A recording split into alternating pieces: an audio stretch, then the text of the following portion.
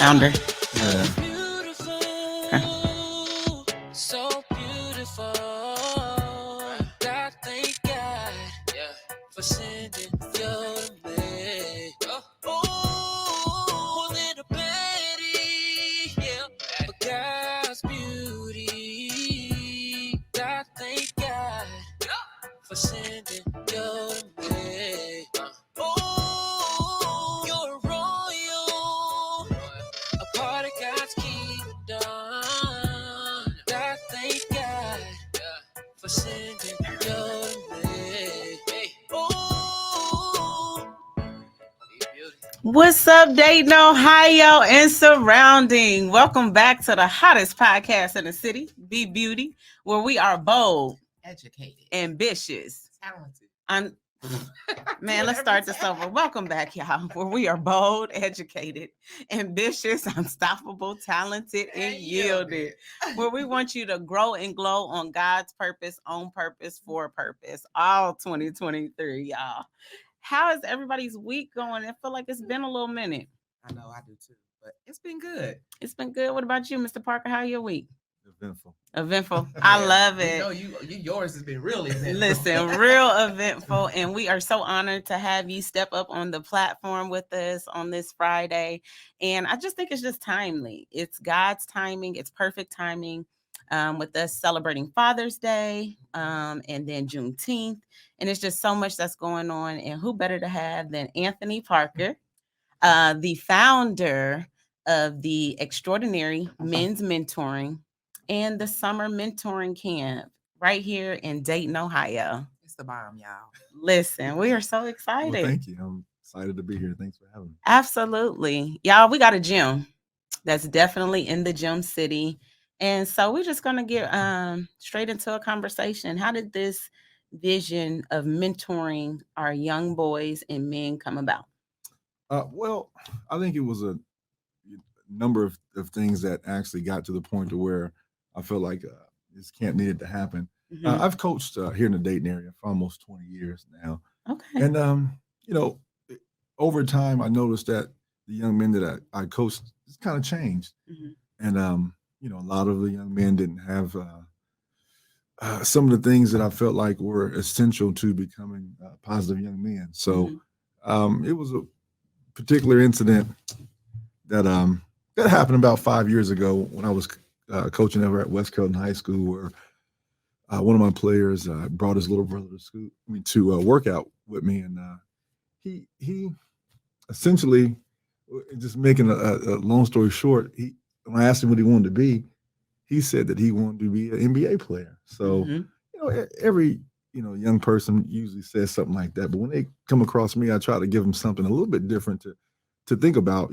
So I said, hey, listen, man, shoot for the stars, man. But if that doesn't work out, just tell me something else that you like to do. Right. So he was like, yeah, he was dribbling the ball. He was like, yeah, I'll be in the NFL. So I laughed. I said, okay, well, you got to figure it out, don't you? I said, okay, if those two things don't work out, just one more thing, tell me one thing that you think you'd be good at that you could, do. So he was smiling at first. So, and I was running practice. So I was kind of running practice, kind of talking to him. But when I look back after I asked him that question, he had put his head down for a minute.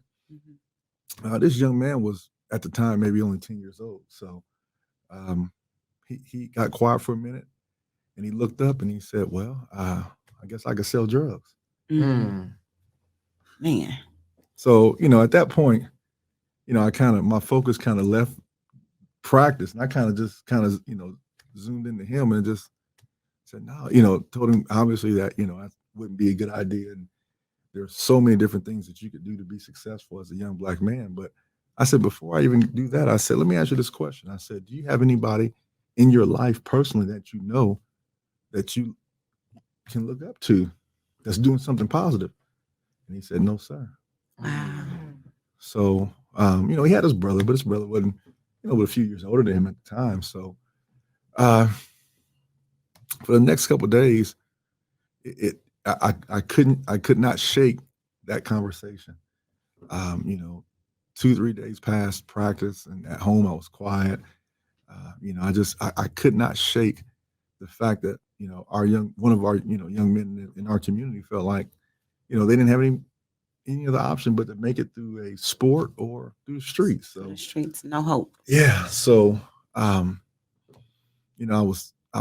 think that was maybe on like a Tuesday. Mhm. So by Friday morning, I woke up in the middle of the morning, middle of the night, I should say, and I felt my spirit. I felt God speaking to me and saying, "Hey, listen, I want you to do something about it.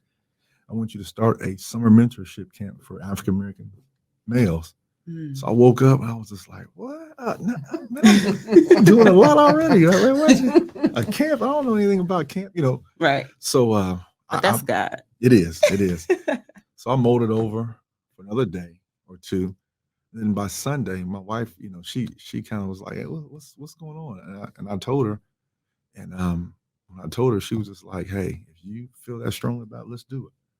So she didn't second guess and she didn't question it. She was like, "Hey, let's do it." So even at that point, I didn't know how I was going to do it, Right. where I was going to do it, Right. how it was going to actually manifest. That was just a thought, and a lot of times, there are a lot of thoughts or a lot of things that come to you, but you have no way initially of thinking of how you're going to get that done. So just so happened that, I've been coaching in the area for a while. So we had a pretty good rapport with parents and kids in the community. So I reached out to a couple coaches that I work with that also, share that same vision of helping young men, and a couple family members, and we just kind of put it out there on social media and just said, "Hey, we're going to start a camp. We're going to start a program with all ran by all males, and to specialize in helping African American young men, ages 5 to 15." So, word spread, and I think that first summer we had 32 young men sign up. Just yeah, so For our first year. yeah, and it was, and so, and this is my first time sharing this. So when we started it, we knew we were going to start it. We got hit with the tornado, and the tornado ripped through our whole neighborhood. So, so we knew we were going to have a camp at my house because I didn't really know any place to have it. So, Right. so when the tornado ripped through, I'm like, "Oh man, like I can't run a camp." But I just heard God speak to me again and just like, "Nah, don't worry about it, man. We gonna Wow. as long as you got space, Y'all got the space. You got, you definitely had the space. and as long as you have a heart, man, and you'll follow my footsteps, man, you'll just take that first step. I'll make it to where it'll be okay." So we pushed forward, and we had those 32 young men. We had them for 9 weeks. That's the whole summer. It's the whole summer, yeah. Okay. Parents dropped them off at 8:30. We picked them up at 4. And I think at first year, those young men had a combined 45 suspensions. We were able to track them and follow them through that school year after they left the camp, and we reduced it to 0.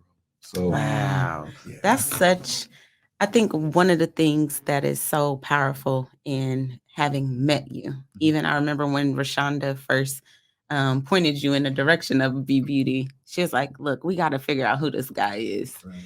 And we kind of watched you for over a span of 2 years. Okay.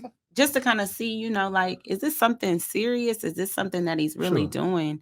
And I think one of the greatest things is even for us having gone out to visit your campground, is to see the impact of how you are literally meeting every child where they are, whether it's an embrace, a fist bump, or a high five, or you just like, "Hey, so-and-so, what you over there doing?"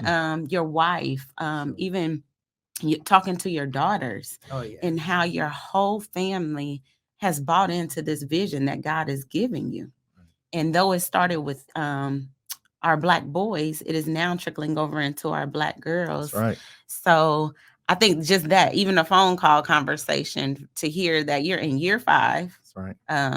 With a 95% return rate of campers from previous years, and you had 500 people enroll, or campers enrolled this year. Well, we had 573 apply. We had to cap it at 200. So, and that really speaks to what the community needs right now. And so it's like, man, I wish we could take in more, but we're at the time, we're limited to our space right now. So, we had 575 kids, something like that, sign up this summer. My God, I mean, man, What are some of the things that you guys do with the boys? Okay, well, our camp focuses on three main components. We call it our mind, body, and soul components. So we essentially we speak positive affirmations to them. First off, we want to start their day off hearing something good. These young men hear what they can't be, what they can't do, what they can't achieve, on a regular basis. So we want to change that narrative, and we start off with something positive. We teach them what they can do, what is available to them, and how you can overcome. So, Yeah. among that, we work through conflict resolution. So we do team building activities to where they focus on reaching their goal, reaching the common goal, amongst others. We work on conflict resolution. That's a big thing in the Black community, especially with our young Black It men. is. Yep. Understanding how to handle a conflict when it arises, and to think and not to so much. We call it, feel, because when we think, we make an appropriate decision, and we don't make a permanent decision based off a temporary feeling. So that's good. Yeah, so we really work on our conflict resolution. Then too, we focus on getting back to some of the things that I like to call old school summer. So there are no cell phones, no tablets, That's no good. video games. We're outside, weather permitting, every day. We're fishing, we're riding bikes, we're doing agriculture. One summer we had the young men plant a vegetable or fruit, and we were able to have them bring that in last week. If it was ripe enough to share. We have a week we call Black Wall Street Week, where we have our young men, think about some of the things that they like to become when they get older, and we have them. We don't just have them think about it. We set up a whole camp station to where the young men get to be that person for a week, whether he's a banker or he's a farmer, or That's what's up. he's a store owner. So we have a car salesman. So we have little toy cars that they sell their cars. We have a gas station on. We essentially make a whole city, and we have them function and just teach about how economics works. So we have speakers. That one of the whole thoughts behind it was to show our young men as many different positive Black men in as many different professions as possible. So we've had Gerald Parker, who is the head judge here in Montgomery County, come out. Yep. We've had bankers. We've had people from the military come out. We've had principals. We've had just about every different type of profession that you can think of. We try to have them come out because we want them to see that it's just not those three things that you can become. Right. So I think, and another thing I like was my story, oh yeah, my pen, my life. yeah. And this is what is that an affirmation or a confession that you have the boys? So yeah, that is our camp motto. So Okay. every day we say my life, my pen, my story. And what that means is one of the biggest things that our young men experience is they tend to think that they are a product of their environment. So if I grew up in poverty, if I grew up not having a parent, I can't be successful. I can't overcome. Or if a teacher tells me that I'm not doing well in a particular subject, I'm not smart, I can't do it. So we want to change that narrative. So every morning we say my life, my pen, my story. And that's just a mantra that gives them the belief that they can still be successful despite their circumstance. They are the authors of their own story. And it's also a reminder that if I'm with someone and they're doing something wrong, I have a choice as to whether I continue to be with them. You don't want him writing your story, Right? You don't want to be in a car with somebody and they're doing the wrong thing. So it's my life, my pen, my story. They're their own authors of their own life. So the quicker we can get our young man to understand that they take control of their own narrative, and they're not victims, the faster we can get them to change it. So Wow, it's powerful. The accountability that comes along with that. Because it's like you're also teaching them how to be accountable for their actions, their thought processes from a positive standpoint, making sure they're thinking positive thoughts about themselves. And I think that's something that our Black boys need. What do you feel like is, and we talked about this a little bit, one of the most concerns that mothers have enrolling their boys into camp? And they're like, this is what I need you to help us with. Well, a lot of our young men, when they first come, it's a new environment. They've never seen anything like it before. Everyone looks like them. It's it's positive male mentors. So it's a fun place at first. So, I would often go back to because every parent that enrolls their kid has a form that they fill out, and it's basically just kind of gives us a little brief synopsis of what they would like for them to gain while they're here. So a lot of times it would say, well, father isn't around, and he becomes self-destructive at times, or is disrespectful to authority or something like that. So so I would jokingly kind of let some parents know, like, hey, I'm not seeing some of these things. And so some parents would say, well, just wait and see. Just wait and see. Sound like a mama for you. That's right. Just wait, you're gonna see. You're gonna see. So and sure enough, what we begin to see is around it's a 9-week program, around maybe week 4, week 5, after we've established those relationships with these young men, and they know that, hey, I can go to Mr. Parker, I can go to some of the other young, other mentors. Right around 4 or 5, they would start sabotaging those relationships. Mm. They would start doing things to cause conflict. Mm-hmm. So, it wasn't until I had to go back and do some research, and we start actually pinpointing what was happening. These young men were fearful of mentors, of us leaving their lives, because every man that they cared about or who thought cared about them had left their life. So in essence, it was a defense mechanism that they were sometimes unconsciously clicking right into. Mm-hmm. Oh shoot, man! If I got a relationship with him, he's not going to hurt me. Right. So I'm going to build up this wall to where, I destroy that relationship that I'm building out of fear that I may lose it. How did y'all deal with that? It took some just some talking about it. It took some space to give them that platform to talk about how they felt, not be judged. That was another thing, because that was it's like layers. Because then once you found out how they felt, you had to make it a safe enough place for them to express how they felt, because the essence or the measure of a man, and in this day and age, a young Black man, is you better not talk about your issues. You better just bottle them up, right, and suck it up, right, and deal with it until you do something that makes someone say, oh, what's wrong with him? But nobody ever took the time to step back and say, well, what was this young man going through? So we had to create a safe place for him to talk about how they felt. And then too, they just had to continue to see that we were going to be their village, and we didn't have anything to gain from them, but just to see them be positive people in the community, and to help, hopefully one day help make our own area better. So I think over time, they begin to see that, and then, they embrace it. But, that was a real struggle with in the beginning. Yeah. So what ages are your campers currently? Currently, the youngest one's 5. Mm-hmm. The oldest one is, we go 5 to 15, but he had a birthday. So the oldest one is 16. Okay. The youngest is 5 right now. Wow. Yeah. So after 15. So we've got 4 of our young men who started when they were 10 years old, and they graduated the whole program, and then they're back as junior mentors. Yeah. And so for us, that's like one of the most rewarding things to see a young man change his life and become someone who just doesn't say, okay, thank you, and go on. They come back to give back to some of the young men themselves as a service, as a measure of gratitude for how we impacted their lives. Right. Wow. So, plus, they probably see, because I know they keep in touch with you all the time. So they probably see the other young ones that come in. They see themselves and how they used to be. Yep. And so because they have had some skills instilled into them, they know how to pour out now. That's I right. love it. I do too. I think it's such a dope thing, because we don't see that enough. Sure. So currently, what are you in need of?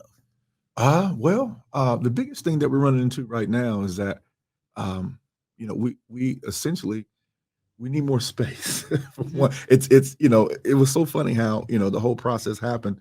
We said, okay, to run a camp, you would need a facility or a park or something. But in the beginning, when I was making an excuse to myself as to why I couldn't do it, God just kept saying, nah, you already got that. You already have that. So in the beginning, he gave me everything I needed. We used it outside. I went and bought a gazebo just to put on the back to where it made it feel like a park. But now it's getting to the point now where the need in the community is so prevalent. We're running out of space. So We are a nonprofit organization, 501c3. We want to make it a year-round program, and we like to get a facility. And also, too, our biggest obstacle now is that numbers are so high. Our whole objective is to also take them out in the community to show them how to be respectful, show them how to conduct themselves. So we take a multitude of field trips, and that can be problematic when we have so many young men now. So transportation would be something that we definitely could use some help on. What is piggybacking off of what Rashonda said, what is a way individuals or an individual could donate to you all? Okay, they could go to em2g.org. That's Okay. em2g.org, and then there's a space on the website that it says donate. You can click there. It tells you about our program. You can donate. It's through a nonprofit charitable PayPal account. Okay. So you can go right to the website and make a donation. You can make a one-time donation. You can make a recurring donation, dollar, to as much as you want to donate. So right. So as far as mentors go, do you need more mentors as well? Yeah. Oh, absolutely. Yes. The biggest thing that I've run into with our adult Black men is feeling like no young person is going to listen to them because they may not be exactly where they want to be. What I like to tell these people is that it's your authenticity that makes these young men want to listen to you despite what you've been through. Right. So what they think is their weakness is actually a strength that would make them a good mentor. So we're always looking for just positive men who just want to give their time back to help these young men be successful, because nobody who's gotten anywhere in life has done it on their own. I got another question. Okay. I hear you say the men feel like maybe, they don't have anything to offer them because of what they went through. But how many of them have come to you and said, I've actually learned something from these boys? Just about everybody who ends up coming out, they say that. So, we've got just a phenomenal crew of men who do support and give their time. And oftentimes they'll tell them that. They'll say, you know what, I was coming to make an impact on you guys, but you guys have made an impact and impression on me. So that it happens quite a bit. So, because they they're, I don't want to say they're in awe, but they don't see, it's a sight to see when you've got 150, 175 young men all doing homework or summer enrichment work, outside, underneath a tent with, nobody's talking, everybody's working. Or, if we say, hey, we use the word check, check, it means, hey, stop what you're doing. I'm going to pay attention to the person who's commanding the floor, for them to stop and get in line and be respectful. So I think we've gotten so far away from the things that, my generation coming up, you automatically gave the adults, you automatically gave your parents and grandparents. Right. We've gotten so far away from them. I think for them to see the things that we are looking to restore is kind of a sight to see. We believe in love through accountability. Amen. Yeah. I mean, even when we were out there, the young man that came up and was able to read off that affirmation, I forget his name. Sure. Paris. That's right. Yeah, I was gonna say Moses. Yeah. You was trying to get Moses. Moses, but Moses was busy doing his thing. But yeah, Paris came over. That's right. And Paris came over, and I thought that was so cool.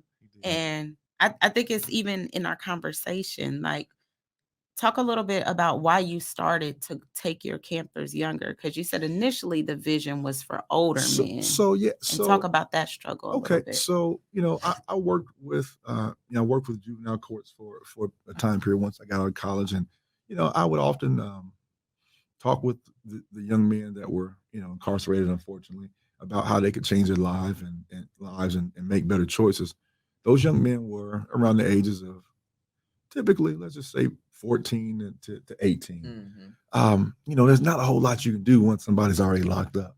And, when you're in that position, everybody's going to say the right thing because, you kind of want to get out. Yeah, you want to get out. You're forced to look at them four walls. So, at that point, I said, it'd be cool to do something where I could help those young men not even get to that point. So, so after that, I began working with, back then it was called Building Bridges, juvenile courts. They had a group home, which essentially is a halfway house for teens. So through that process, I ended up starting my own group home called the Pilot Program. And I work with young men predominantly from the ages of 16 to 21.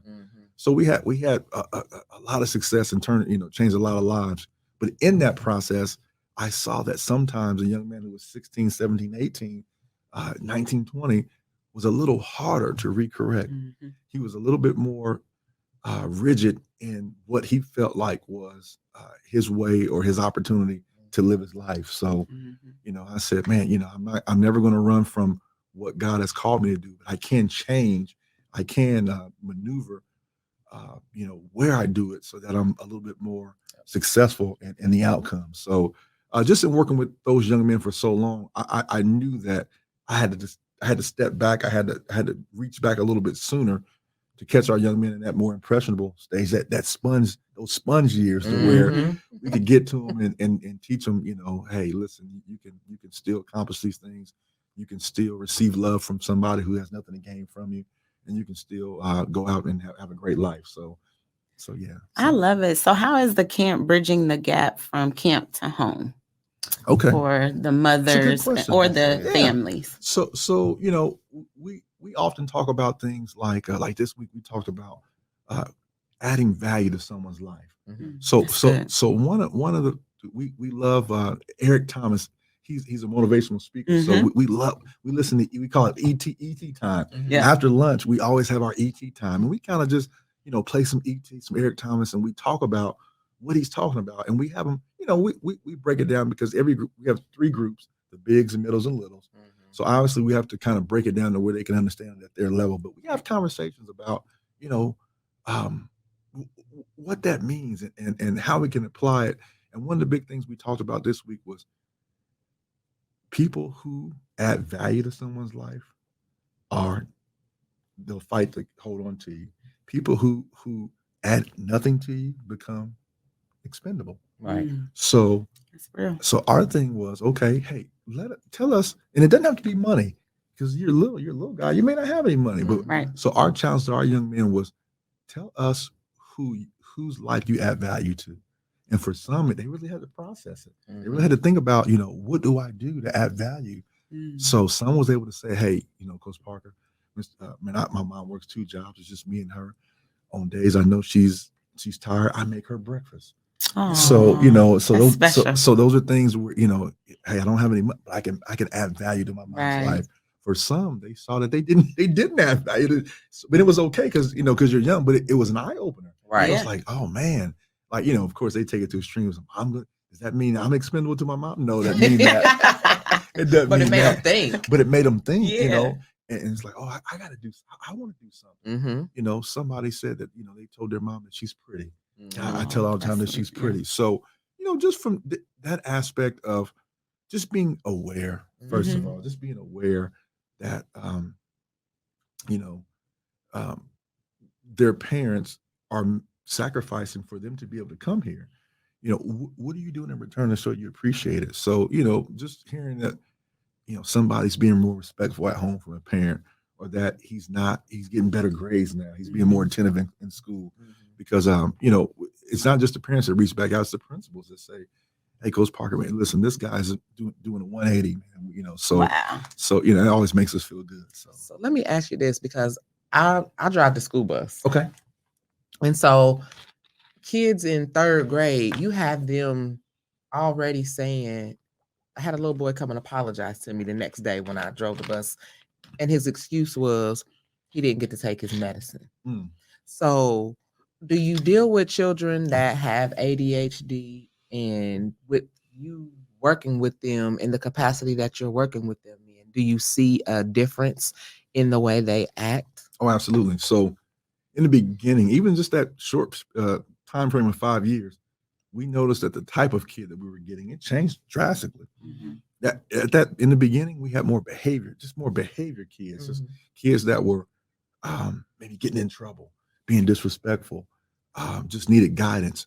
Now it is more therapeutic for a lot of these young men, because they do have a lot of diagnosed, undiagnosed issues.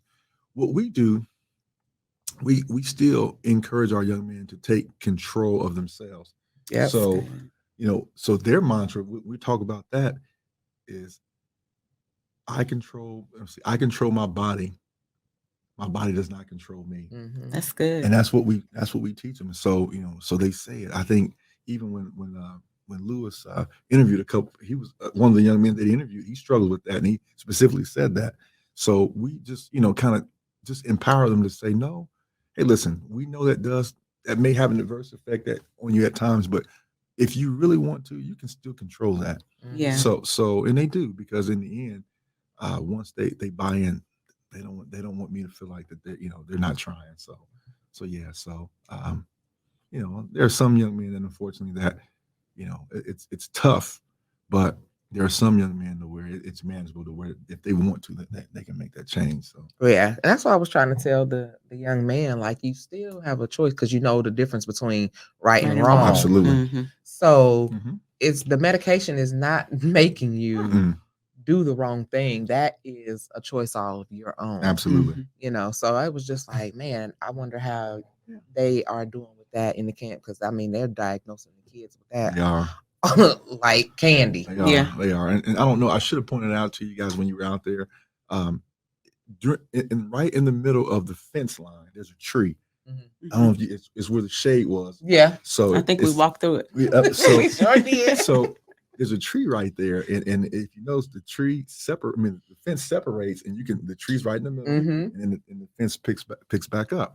So that tree on the side. Yeah. Okay. The tree is very sentimental to us. We call it the word tree. And it's an acronym that we use. It's wisdom over reckless decisions. And the reason we named it that is that year one, I had a very, very close friend of mine, Brian Flukas. He helped me start this program.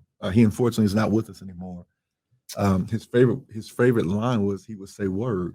Like if you were saying, word. Hey, you say, hey man, Brian, great go, man, take care, word. So that was kind of his thing. And so we dedicated that tree to him. So anytime a young man has got an issue, or he's having a hard time, or he's made a bad decision, we send him to the word tree. And then we just give him a little peace, a little quiet. And his job is to come back and let us know how he could have made a better decision. So we want him to take accountability. Instead of punishing him or giving him something, we want him to have a natural consequence to where he can process that and understand that it's better to not make that same bad decision again, instead of just getting punished and not understanding what he could have done better. So what do you think it is with our young boys? Like, where is the behavior coming from? Is it the lack of father, the lack of affection? What is it? Oh boy, that's a complex question. What I would say is probably, and it's just my opinion, I think it's a multitude of things, but essentially it is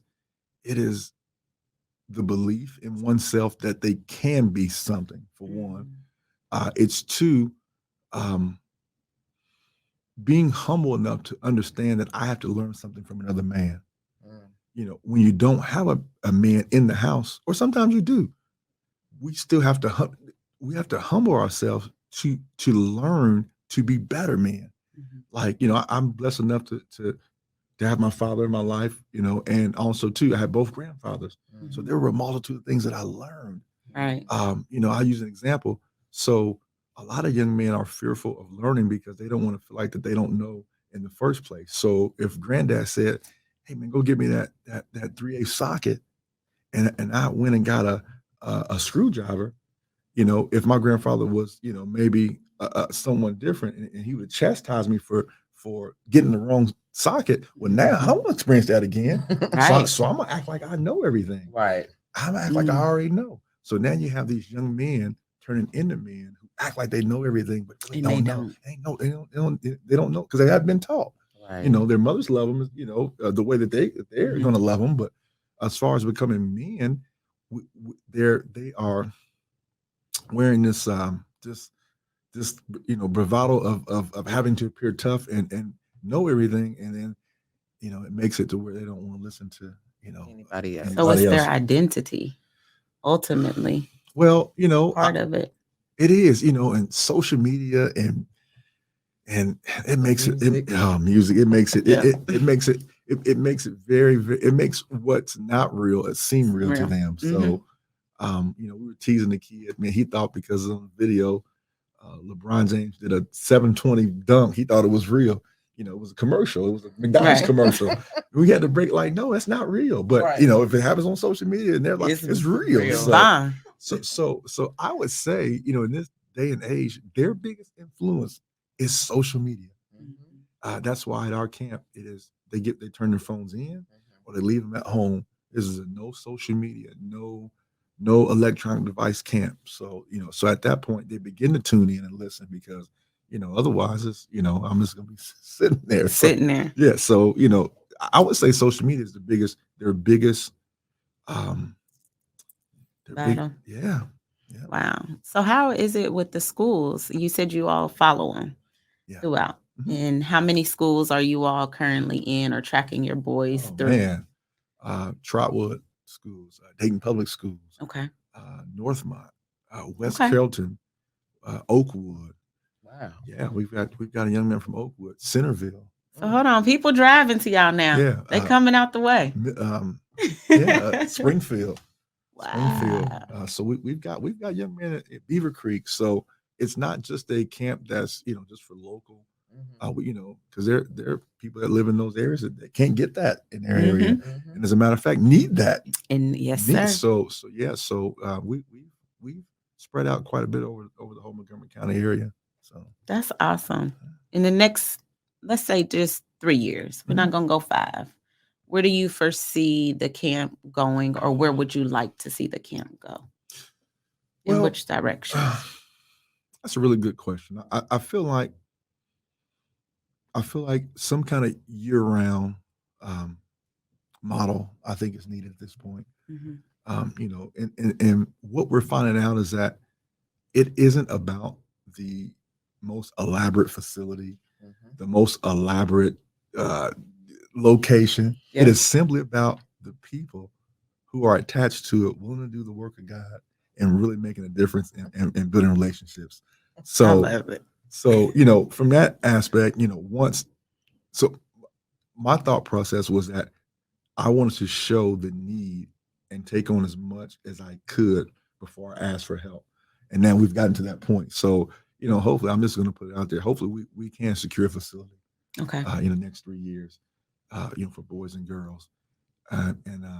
You know, hopefully we can partner with schools even on a higher level to where we're going in the schools and just kind of helping them out because, you know, just they're different in school because there's, you know, I think 93% of all teachers that they see are women or white. They don't see Black men in the school. So just creating something where we're now a presence in the school districts to where those young men, you know, they're on the verge of just needing someone to talk to or making a bad decision can talk to us and see us. So you know, I see that. I see that for the girl side as well, because our young women need our help too. And I know, you know, she'll have an opportunity to speak about that. So we'll have Jamaica Parker on next week, ladies and gentlemen. We're excited. That's my boo. That's my boo. So I couldn't have done it without her. I mean, you know, she's somebody who's been by my side just from the beginning. And I think, you know, just even from that aspect, showing them what the boys and the girls, what healthy relationships look like. What love really looks like. And you know, like I said, she's definitely my rib. So I noticed that you guys had a lot of different men mentors there. I haven't been on the page a lot lately, but even for them to see the relationships between men, the positive relationships between men, you know, that are able to work together and not arguing and you know, that whole machoism thing going on. So how did you have you noticed that they noticed that? Yeah. So one of the things that we say every day is his success is not my failure. So so in our community, you know, that's a lot of times what causes the issues. If I see you doing well or doing something, and I haven't achieved it yet, I'm like a failure. So now if I feel like a failure and you're doing something, I got to do something to you to either take it away or at least knock you down to where you don't have it. Right. So, and that unfortunately is a mindset that if we don't change early, that's what carries them out through high school and young adulthood. So Crab in the barrel. Crab in the barrel mentality. Yep. So we got to get rid of it. Do. So yeah. So we work on that every day. Just we try to just show them. That to me, I think that's always with boys. I think that's always the biggest thing. Just showing them. Well, let me ask you this question, because this is something that me and Ashley had talked about yesterday, and I said, it's hard to get a grant. It is. It's hard to find people to write grants. So what about if, your family, the guys that help you mentor, what if you guys were to just buy a plot of land and build your center? Hey, listen, I whatever God has in store, I think that would be phenomenal. And actually, I never thought about that. Yeah. So, that may be something. See how things work. Yeah. We've been thinking since we left you. I've never thought about that. That's a great proposal. Wow. So, yeah, I definitely like to look into that and see what something like that what all would entail. So, that's a great suggestion. Because it's like even for us, we're like, how can we pour into this camp? How can we pour in to our community? And one of the things we're seeing is there are so many people doing great things, but there's not enough resources. Correct. Or the resources are being allocated to wherever they're being allocated to. Yeah. Don't get me started. Yeah. But putting together, even through this platform, a kingdom network. Sure. Or the network, we kind of work for each other. Like if it's, do you need to raise money? Let's do a fundraiser. Let's figure this out for you all to have the land. And now you all own it. Sure. And now you get to determine and decide how things are built and set up for our youth, because that's what's needed, because your heart is there. Yep. It is. And not everybody can attach to the thing that God is giving you, because you don't want anybody to try to take away or pull away from that. And that's what we're seeing. I think it goes even back to the crab in the barrel mentality within our community. Like, let's stop pulling each other down and begin to lift up one another. And if that means Anthony Parker has to be the first foundation of a recreational center in our community, so be it. And then he can go on and begin to build them in other communities in Centerville and Springboro and Beaver Creek and Springfield and so forth. Then that's what God wants to do. Receive that. Amen. I think I'm excited. I just have to put it out there though, y'all, because this is something that is excellent for our youth. You don't see a lot of people coming in or in the community that is wanting to pour into the children, and ultimately that's who the enemy is after in the end, is the children. Amen. So I'm asking that, I don't care what the donation is, if it's $25, if it's 25 cents, go to the organization, go to the website and donate, because what can happen is, you get so much, he go on, your son can get in there if you're having problems. Absolutely. And your daughter. And your daughters, yes, because now they've opened up the camp for the daughters. So come on, y'all. Let's give. And it's not even, and even to piggyback off of that, Rashonda, the 10% that God is requiring us to give, it doesn't have to be giving to a church, because this is a church. This is a ministry. This is a program where they are pouring and ministering into the lives of our youth. So it's so important that whatever y'all want to give, open up, give, sow, whatever. Before we get out of here, we got another question. Last question. Okay. It is the Be Beauty question. Okay. Our acronyms are BOLD, educated, ambitious, unstoppable, talented, and yielded. Okay. My bad. Where are you with your camp in that regard? And where are you as a man of God and a husband? Well, I would like to feel like I am unwavering in